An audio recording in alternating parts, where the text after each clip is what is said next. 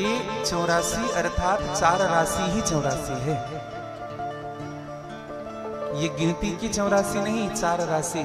अंडज, पिंडज, उखमज और जरायु। अंडज किसे कहते हैं? जो अंडे से जन्म लेते हैं। जितने पक्षी हैं ये अंडेधारी मुर्गी। पिंडज आप और हम, जो मां के गर्भ से जन्म लिए पिंड के रूप में, जैसे गाय का बछड़ा। उखमज किसे कहते हैं? उखमज क्या? जैसे आप देखेंगे लकड़ियों में दीमक लग जाती है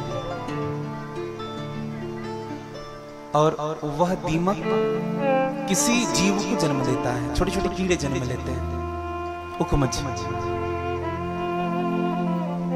और जरायुज कौन है भैया? जैसे पेड़ पौधे। एक निवेदन करूं, सब में प्राण है।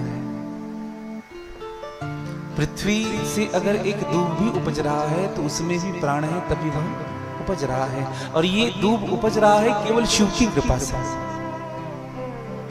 क्योंकि चींटी से लेकर के हाथी तक, चाहे वो जलचर हो, चाहे थलचर हो, चाहे नवचर हो, भगवान शिव के आदेश से, भगवान शिव की कृपा से ही चलता है। भगवान शिव का शब्द ही शाब्दिक भाव से अगर देखा जाए तो वह कल्याण है। शिव शब्द क्या है? कल्याण सूचक है। और भगवान शिव जगत के कल्याण कारक ही हैं।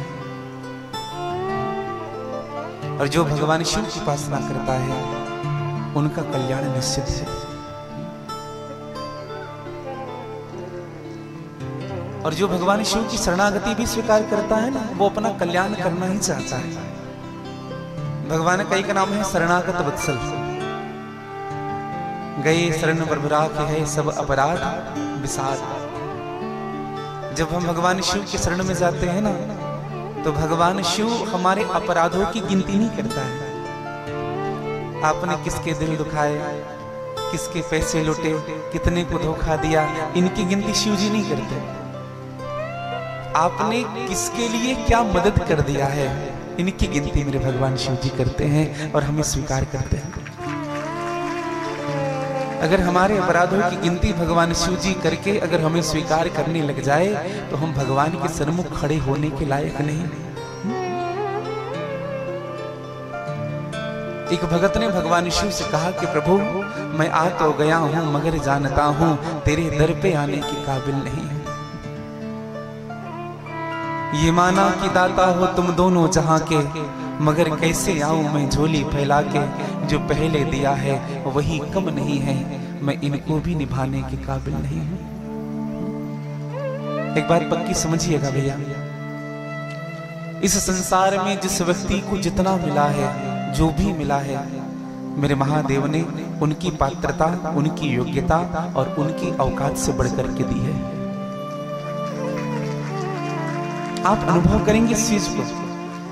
और मैं तो एक बात सदैव कहता हूं, कोई अनुभव करे या ना करे, लेकिन मैं इस बात का अनुभव करता हूं कि मेरे शिव ने, मेरे प्रभु ने हमारी औकात से अधिक दी है हमें। और जिनसे मिला है उनको धन्यवाद देने से पीछे नहीं हटना चाहिए जीवन में कभी कभी।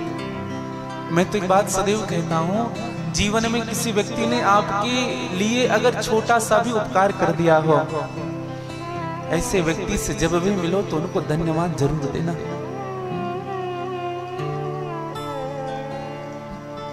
भगवान शिव हमारे सभी कलुषों को दूर कर देते हैं।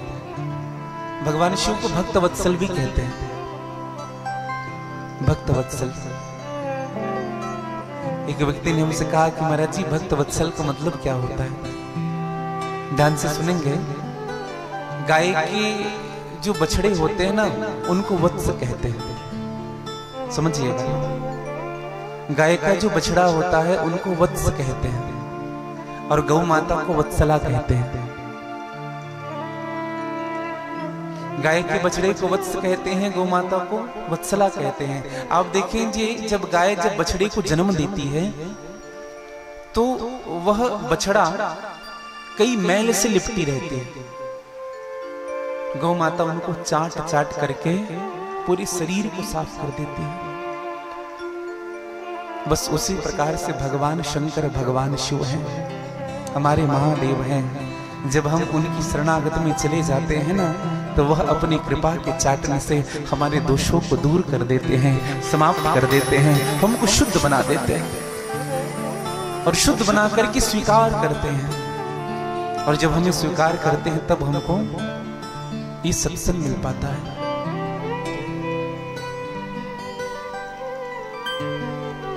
और जीवन में सत्संग क्यों आवश्यक है? आप और हम सब यहाँ बैठे हैं, सनातन धर्म प्रचार महिला मंडल ने आयोजन कराया। क्यों कराया? क्या उद्देश्य है? महिला मंडल का केवल एक ही उद्देश्य है, जैसा नाम है ना, सनातन धर्म प्रचार। बस उद्देश्य यही है कि हमारे सनातन धर्म का प्रचार हो, हमारे धर्म के लिए हम जागरूक हो, हम भगवान शिव से जुड़े। शिव से जुड़ने का मतलब केवल भगवान से नहीं, शिव से जुड़ने का मतलब है जगत में जो हमारे जीवन में कल्याण हो सके उस कल्याण से जुड़ना, उपकार से जुड़ना। क्योंकि अंधकार से प्रकाश का दर्शन नहीं होता है, अहंकार से परोपकार का दर्शन नहीं होता है। खोलो दो बंद हृदय के द्वार, क्योंकि स्वार्थ से कभी परमार्थ का दर्शन नहीं होता है। स्वार्थ की चादर हटाने पड़ेंगे तब हम परमार्थ कर सकते हैं। और मैं व्यासपीठ से साधुवाद ज्ञापित करूं, बड़ी प्रसन्नता व्यक्त करूं श्री सनातन धर्म प्रचार महिला मंडल की ओर। कल हमने भगवान शिव की कथा सुनी, और कथा जब आप हम सब श्रवण करते हैं